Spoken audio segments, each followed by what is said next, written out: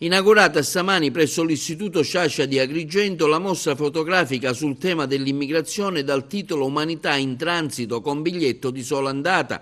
costituita dagli scatti realizzati dal reporter empedoclino Giuseppe Presti in occasione degli sbarchi sulle coste siciliane. Al convegno hanno partecipato Francesca Galatioto, la moderatrice, Patrizia Marino, dirigente scolastica dell'Istituto, l'ammiraglio Vittorio Alessandro e la dottoressa Chiara Sciabarrà, commissario capo della Questura di Agrigento. Ammiraglio Vittorio Alessandro, lei è protagonista di numerose missioni di salvataggio, oggi qui allo Sciascia per presentare questa mostra del reporter Giuseppe Presti. Ecco, quanto sono importanti queste testimonianze anche per il futuro e per la cultura, parlarne anche con i giovani studenti? Sono molto importanti ed è un argomento che rimane all'ordine del giorno, rimane molto vivo e lo resterà sicuramente per tanto tempo.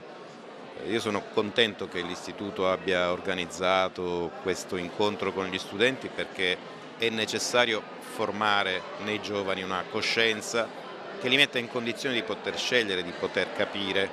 quale sia la grande scommessa non soltanto della questione dell'immigrazione in generale, ma del ruolo dell'Italia anche geografico, politico, in questa situazione così particolare. La scuola che si apre al territorio, un territorio che è pieno di problemi e come la Sicilia un grande problema è quello dell'immigrazione, un problema di cui oggi ne parlate anche con i ragazzi che rappresentano appunto il futuro.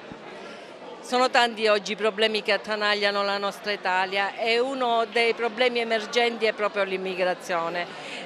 Sta succedendo il finimondo perché abbiamo immigrati da tutte le parti. Con tutto rispetto, noi non parliamo di razzismo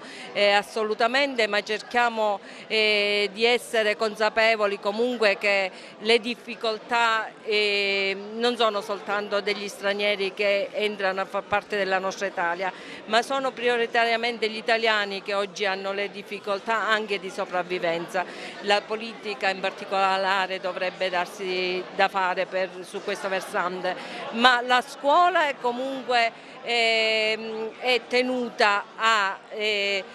far conoscere ai ragazzi le problematiche che nascono giorno dopo giorno all'interno del nostro territorio. Anche la sua testimonianza oggi qui, quanto è importante parlare ai ragazzi di questo evento? Sì, sicuramente è molto importante perché è una tematica che oggi riguarda un po' tutti noi, di largo interesse, se ne parla tanto e desta anche spesso, tra qualcuno desta preoccupazione, tra qualcuno compassione, insomma ci sono sentimenti vari e distinti su cui può anche essere bene fare un po' di chiarezza, anche parlando proprio nello specifico e nel concreto di quella che è l'attività che riguarda gli arrivi dei migranti, le motivazioni stesse per cui queste persone vengono qui da noi e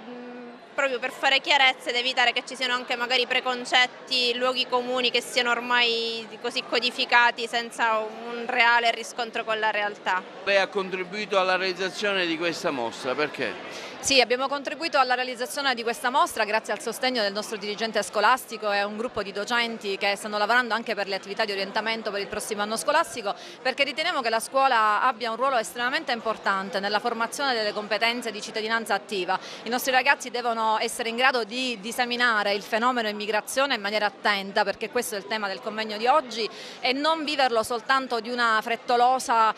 impressione emotiva. Ci sono delle dinamiche sottese che devono conoscere, perché l'immigrazione che oggi stiamo tristemente vivendo è soltanto la punta di un iceberg al di sotto del quale ci sono dinamiche che la scuola ha il dovere di far conoscere agli studenti.